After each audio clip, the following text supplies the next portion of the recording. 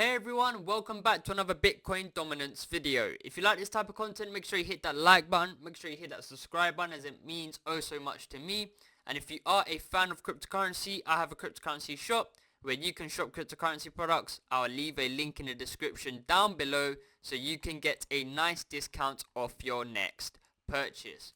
So without a further ado, let's begin. And I wanted to make a Bitcoin dominance video today, especially this week, because yesterday we have now completed the Bitcoin halving process, where Bitcoin's rewards have now shifted down to 3.125 per block instead of 6.25.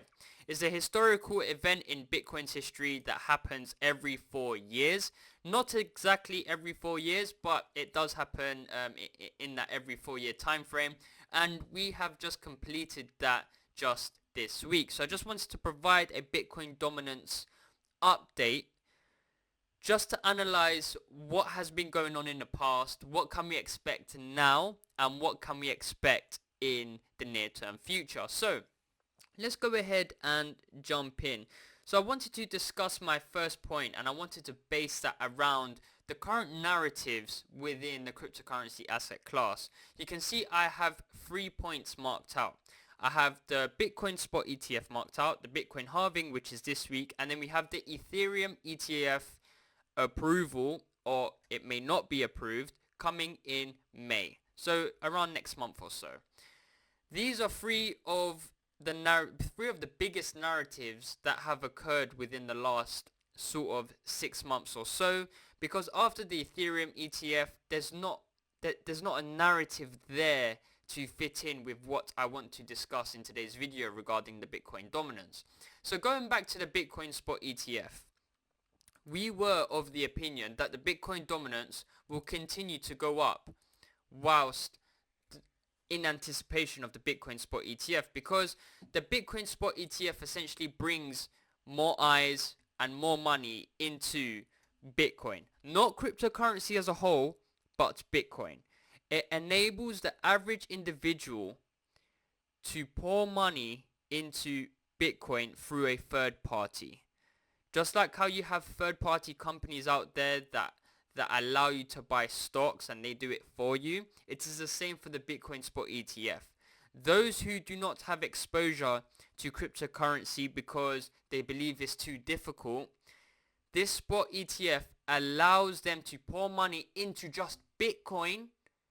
However, it is through a third party.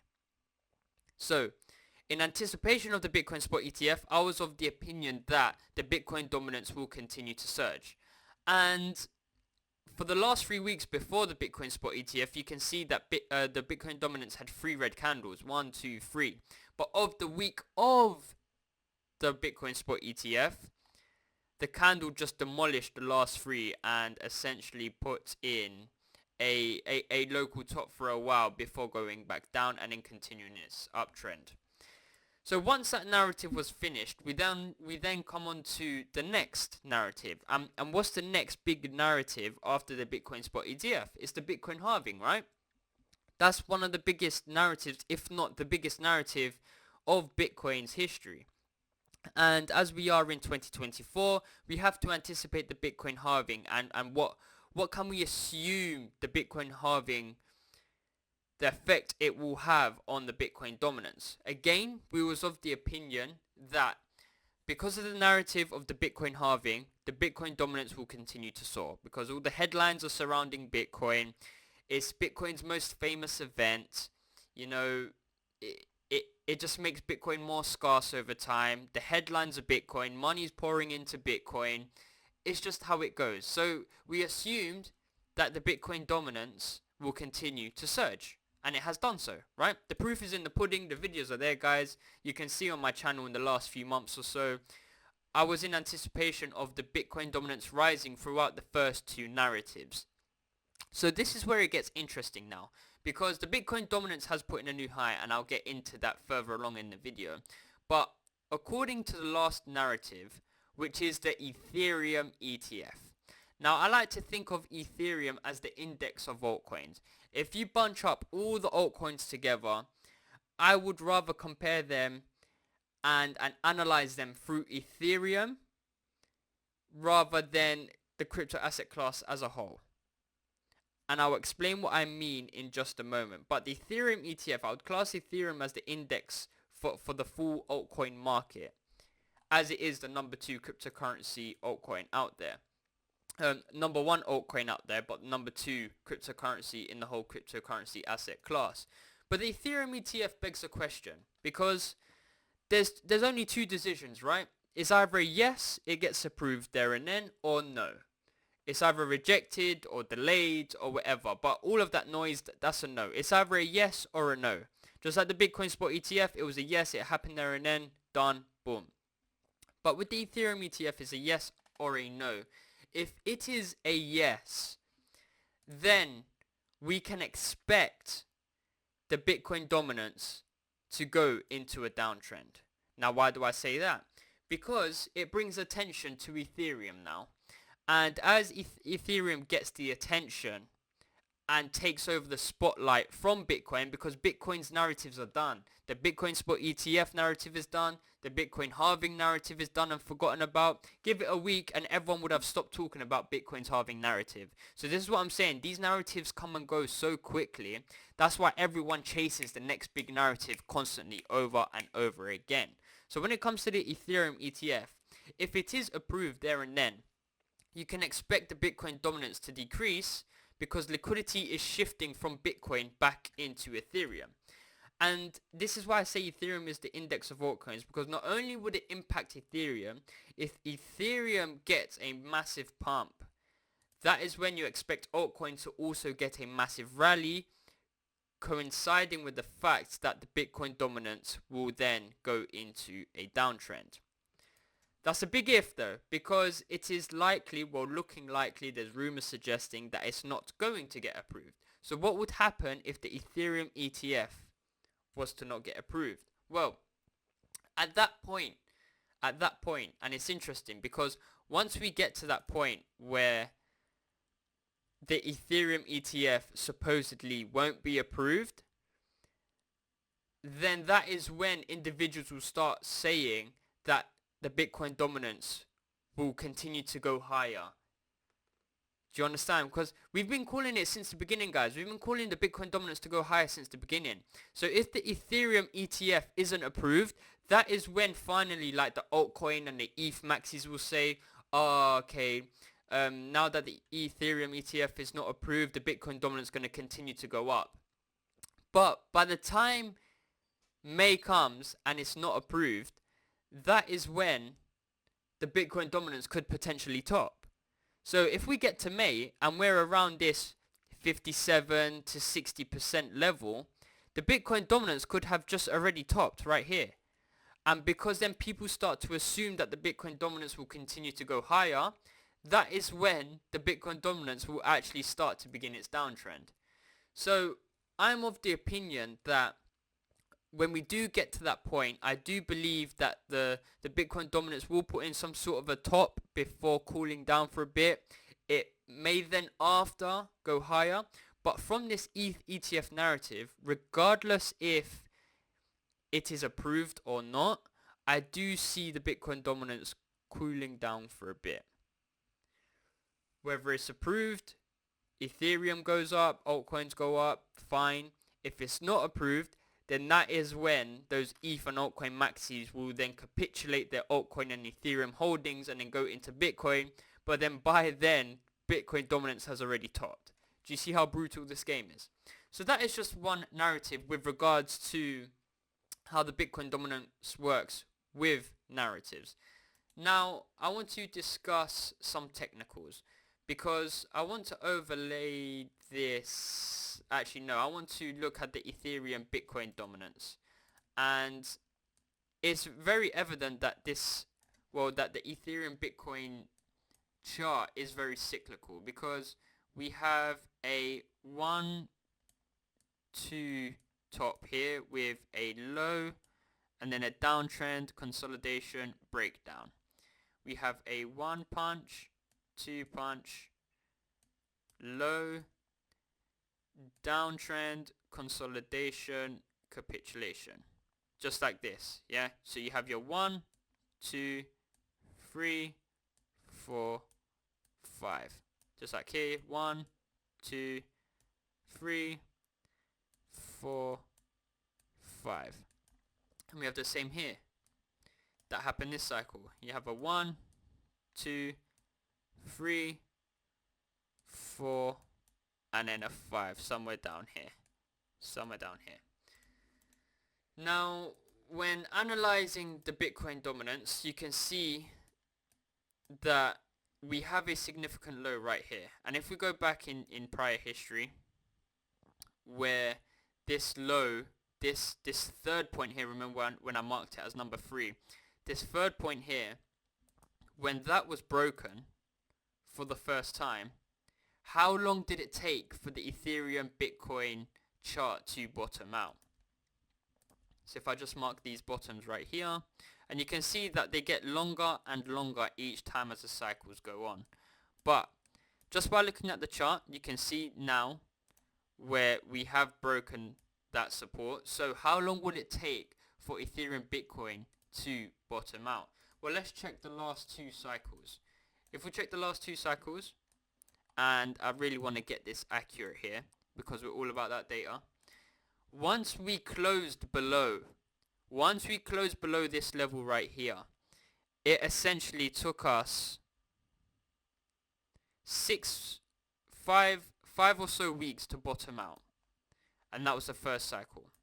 So it was just over a month before Ethereum Bitcoin bottomed out. If we go back to just last cycle, that essentially took 7 weeks to bottom out. So the first cycle was 5 weeks, the second cycle was 7 weeks. Where are we right now? So we had closed under this trend line just last week. 5 weeks from this point, which will start from this week, 5 weeks would take us to the beginning of May 20th, which is coinciding with when the Ethereum ETF is, which also coincides to the point I made earlier, where if the Ethereum ETF is rejected, that is when the Bitcoin dominance could actually top for a while, because everyone capitulates their holdings, but then that's actually the time to get into altcoins. So 5 weeks would put us exactly when the Ethereum ETF is. 7 weeks would take us to the very, very beginning of June.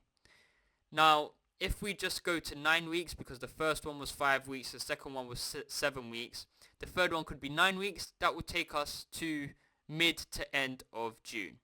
So that is my estimation. My estimation is that the Ethereum Bitcoin pairing will look to bottom out probably realistically towards the end of June. As these cycles get longer, that is just my opinion. I think it will be longer than the first 2, but it would make sense if the first 2 were to occur. I would say end of June, start of July is my base case of when the Ethereum Bitcoin evaluation will bottom out. So that is just one thing. That is just one thing with regards to the technical aspect. If we go back to the Bitcoin dominance, and I know you guys have probably seen this many times as well, if we conduct a Fibonacci retracement and we look at last cycle and we see what happened last cycle, the Bitcoin dominance essentially topped around that 618 level, which is right here and right here. And both times it reached that 618. So where would that eventually put us this time around? So if we take a Fibonacci from this point here and go to the lows of last cycle, you can see that we currently wicked above that 0.5 level last week when Bitcoin dropped 5% and the altcoin market just got decimated. The 618 level would put us at around that 60%. So that's also another technical aspect as to why the Bitcoin dominance could rise going into the summer of this year. Another reason why I'm of the opinion that the Bitcoin dominance still has a way to go until it finally tops is due to macro reasons. So we've had the narratives, we've had the technicals. Now let's look at the current macro landscape and analyze why it could pave way for the Bitcoin dominance to continue to increase. So if we look, we've only had 2 rate hiking cycles in Bitcoin's history. Look how small this chart is. We had one last cycle from the beginning of 2017 all the way up until 2020. And from this point we can analyze that when the Fed started to raise interest rates significantly, that is when the Bitcoin dominance also started to rise significantly. And why is that? Why is that? Well, that's because as the Fed reduces the size of their balance sheet, liquidity is getting drained from the system. And when you have liquidity getting drained from the system, that paves way into financial markets as well. This also happens in the stock market, where liquidity from the high risk stocks move into the top 4 or the top 7, known as the Magnificent 7. Which is why you may see charts that the Magnificent 7 makes up like 50% of total S&P 500. And just like how Bitcoin now, last cycle, it made up more than 70% of the total cryptocurrency market cap, because liquidity is getting drained from the higher risk assets and they're flowing into the lower risk assets. And Bitcoin is the safe haven of the cryptocurrency asset class. So that is why. This cycle, again, when the Fed started to increase the interest rates aggressively, that is when the Bitcoin dominance started to go up. So you have the standpoint from monetary policy as well. And I'm of the opinion that the Bitcoin dominance will likely continue to rise until we get that eventual first rate cut. Last cycle, when we got the rate cut, that is when the Bitcoin dominance topped. The first rate cut is now looking likely to not be accepted until July, but because we've had aggressive interest rates higher for longer, if we get a negative print of inflation or negative print of the unemployment rate, it might force the Fed to cut as quick as June. I don't believe the next FOMC meeting, I don't think they'll cut rates, which is why I'm still of the opinion that the Bitcoin dominance still has a small way to go before finally topping out. Once the Fed then cuts rates, then I will shift my ideology into the Bitcoin dominance going into a downtrend. So that is it from me today, guys. I hope you all enjoyed the video. If you did, smash that thumbs up, smash that subscribe button, and as always, it's been your boy J1 General. Thank you and goodbye.